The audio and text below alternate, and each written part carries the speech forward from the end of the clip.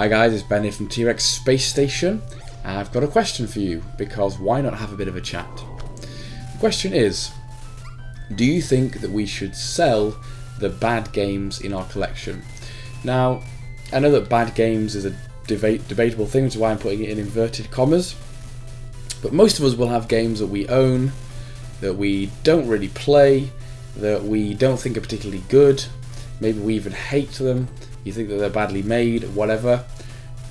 A lot of us will actually have those sitting around in our collection for a while, and so the question I'm asking you is, should you sell those games? Now, I think that question becomes more relevant because a lot of us have to be space conscious, you know.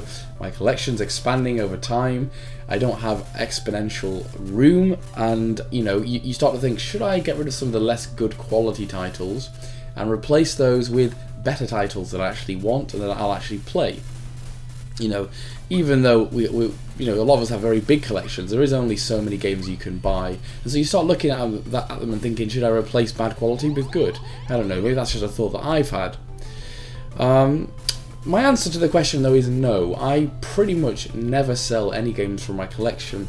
All of them are associated with nice memories, like you know, whether it's playing them as a kid, or the time when I bought them, or you know, there'll be some reason why they're there in the first place, and I find it really hard to sell any game, even if it's one that I've played and that's, you know, pretty crap. One of the things that I would say is that actually sometimes a game can be bad to play but you still want it. You know, there are certain games that are pretty rubbish to play now that I used to like when I was a kid. I guess when I was a kid my quality control was much more poor, and so maybe I would play games then that I wouldn't tolerate now. But you know, yeah, fine, I don't think they're objectively that good, but they have a meaning for me, and so they stay in my collection, and I'll keep them and feel happy about having them. You know, sometimes the other thing is that the crappier games are actually some of the more memorable ones. You know, whether that would be something quirky like, you know, Super Highlight, for example, is one of the only sort of Zelda-type clones that we got on the Mega Drive. The game itself is pretty crappy, but it's actually an interesting game, and so even though it's not that great to play, I still like it because it's interesting. I like to have a sort of RPG collection, and you know, it's one of those games that you don't hear people talking about all that much. So you know, for those reasons, I want that game. You know, similar to something like Tailspin, for example. Awful game to play, you know, not that much fun, pretty terribly made, but I like to collect Disney games, and it reminds me of the cartoon, and I remember when I bought it from Play Expo. I don't want to get rid of it, it's going to stay there for that reason. One of the other interesting things is that sometimes I think that, you know, a lot of people remember the same games from childhood, you know, Sonic the Hedgehog, Mario, whatever else, those really big games. Sometimes the really beautiful games are the really average ones that you found for no good reason. You were just out, you saw it, and you bought it. Those games to me are much more memorable and special, actually. Take something like Dark Colony. Dark Colony is one of those run-of-the-mill 90s or early 2000 RTS games.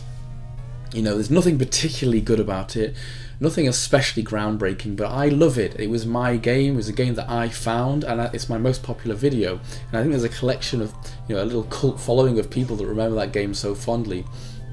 And sometimes those naff games, ones that, you know, there's no good reason for you to have liked so much, you know, become really big ones in your collection. And I suppose that's the other thing. Sometimes there are games that are objectively kind of bad and you don't care.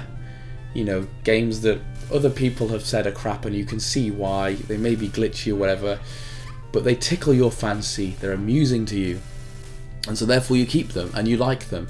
You know, your connection to a game forms for whatever reason, and you don't have to necessarily justify it. You know, who really knows why certain people like one game over another? We all have those games that we just played and latched onto and therefore continue to like for a period of time, and I know some of you have done videos of those kind of games where you're like, look at this crap game that I happen to love, and you know, it's really fun watching people show their unique little likes and laughing at all the glitches or whatever else. I've certainly had games like that in the past. I remember Mission Impossible on PlayStation 1, absolutely god-awful voice acting, really laughable, but it used to tickle me and I would just laugh my way through it. It was like, a dog And you know, me and my brother would just laugh our heads off at it. Yes, objectively it's a terrible game. Yes, they probably should have sorted out the voice acting a lot better. But who the hell cares? It's actually really funny and really fun to play it. So, you know, I like that. That's a really special thing. And you're not going to sell those games. They tickle your fancy, so you keep them. So yeah, what do you guys think about this? Do you have bad games in inverted commas in your collection? Do you think we ought to sell stuff that we're not playing? Or do you have things that you like to keep because of the memories that it has? I'd like to know what your thoughts are. Let me know in the comments below. Take care guys, and I'll speak to you all soon.